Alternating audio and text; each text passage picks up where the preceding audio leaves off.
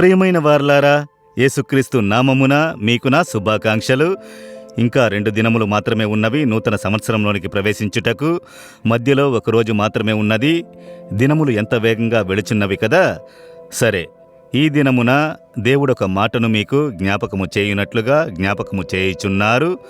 మనము ఈ నూతన సంవత్సరంలోనికి వెళ్ళుటకు ముందుగా దేన్ని అనుకుని మనము దేవునికి కృతజ్ఞతలు తెలపాలి, స్తుతించాలి, మనల్ని సిద్ధపరచుకోవాలి. ఒక నూతన సంవత్సరంలోనికి ప్రవేశించుటకు సిద్ధపాటు అవసరం కదా. అన్నిటికీ ఒక సిద్ధపాటు అవసరము. ట్రావెల్ చెయ్యాలి, ఒక ప్రయాణమును ప్రారంభించుటకు సిద్ధపడాలి. అదేవిధముగా ఒక నూతన సంవత్సరంలోనికి ప్రవేశించడానికి ముందు మన మనసును, ప్రాణాత్మలను పరిశుద్ధపరచుకోవాలి. ముందు మొదటి దినవృత్తాంతములు 16వ అధ్యాయము 13వ వచనములో ఒక చక్కని మాట చెప్పబడి ఉన్నది.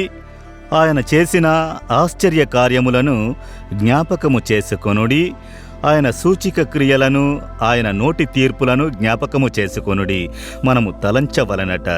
అదేమంటే జ్ఞాపకము చేసుకోవాలి. కనుక ఈ రోజులలో కొన్ని కార్యములను తిరిగి నడిచి వచ్చిన మార్గములను జ్ఞాపకము చేసుకోవాలి. ఆయన ఆశ్చర్య అద్భుత కార్యములను జ్ఞాపకము చేసుకోవాలి. దేవుడు చాలా అద్భుతములు చేసి ఉన్నారు కదా. ఈ సంవత్సరంలో నాకు అనేక అద్భుతములు చేసి ఉన్నారు. నేను వాటిని యోచించి చూస్తే ఆశ్చర్యంగా ఉన్నది. దేవుడు చేసిన ఆశ్చర్యములు, అద్భుతములు, సేవా మార్గములో అనేక అద్భుతములు దేవుడు చేసి ఉన్నారు.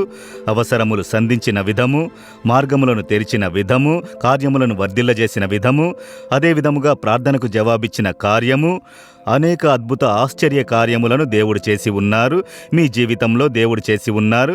కొంచెం నిదానంగా కూర్చుని యోచించి జ్ఞాపకము చేసుకుని చూడండి. వాటిని థింక్ చేసి చూడండి. దేవుడు చేసిన ఆశ్చర్యములు మీకు తెలియను, ఆయన చేసిన అద్భుతములు తెలియను. వాటిని తలంచుకుని, దేవా మీరు చేసిన ఆశ్చర్యములకై స్తోత్రములు, అద్భుతములకై స్తోత్రములు అని ఆ అద్భుతములను చెప్పి దేవుని స్తుతించుట.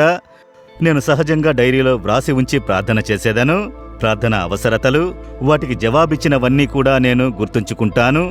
వాటిని తిరిగి చూస్తే ఎన్నో ఆశ్చర్యములు దేవుడు నాకు చేశారు, ఎన్ని అద్భుతములు చేశారు.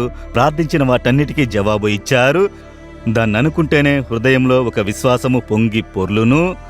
కనుక ఆయన చేసిన అద్భుతము, ఆశ్చర్యములను మనము జ్ఞాపకము చేసుకుని దేవుని స్తుతించాలి. మూడవది ఒక కార్యము చెప్పబడి ఉన్నది. ఆయన నోటి తీర్పులను జ్ఞాపకము చేసుకొనుడి. దేవుని న్యాయ తీర్పులు మీ జీవితములో, మీ దేశములో, ప్రపంచమంతటా దేవుని యొక్క న్యాయ తీర్పును మనము యోచించి చూడాలట.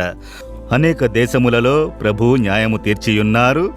మీరు యోచించి చూడండి. కొన్ని దేశాలలో జరిగిన సంఘటనలను, ఆ దేశాలలో జరిగిన అక్రమము, అన్యాయములను బట్టి దేవుడు న్యాయము తీర్చియున్నారు. కొందరు అపజయము పొందినది, కొందరు సిగ్గుపడిపోయినది, కొందరు ఎదురు చూసిన కార్యములు జరగకుండా పోయినవి. అవి అన్నీ దేవుని న్యాయ తీర్పులు.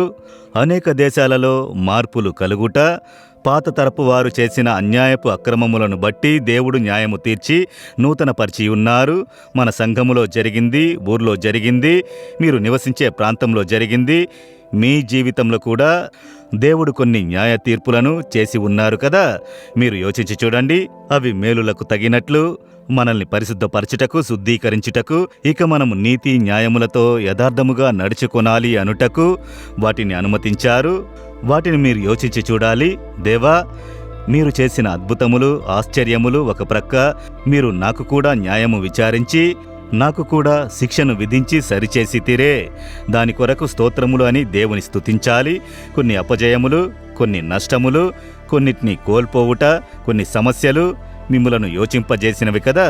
ఎందుకలా జరిగినది అని దేవుని నీతి న్యాయ తీర్పు బయలుపరచబడి నువ్వు సరి అవ్వాలి, ఇక మీదట ఈ తప్పు చేయకూడదని గ్రహించున్నట్లు దేవుడు అనుమతించారు. వాటిని జ్ఞాపకము చేసుకుని దేవునికి కృతజ్ఞతలు తెలపాలి. దేవుని శిక్ష వచ్చిందా మీ జీవితంలో? నా జీవితంలో వచ్చిందయ్యా. అవన్నీ రావాలి. వస్తేనే మనము సరైన మార్గంలో వెళ్ళగలము. దేవా నాకు చేసిన అద్భుతముల కొరకై స్తోత్రములు, ఆశ్చర్యముల కొరకై స్తోత్రములు, మీ న్యాయ తీర్పుల కొరకు స్తోత్రములు. వాటిని యోచించి చూసి నేను మిమ్మల్ని స్తుతించెదను. నన్ను మరలా నేను సమర్పించుకొనెదను. రానున్న నూతన సంవత్సరమునకు నన్ను మీరు సిద్ధపరచుడి. యేసు నామములో ఆమెన్, ఆమెన్.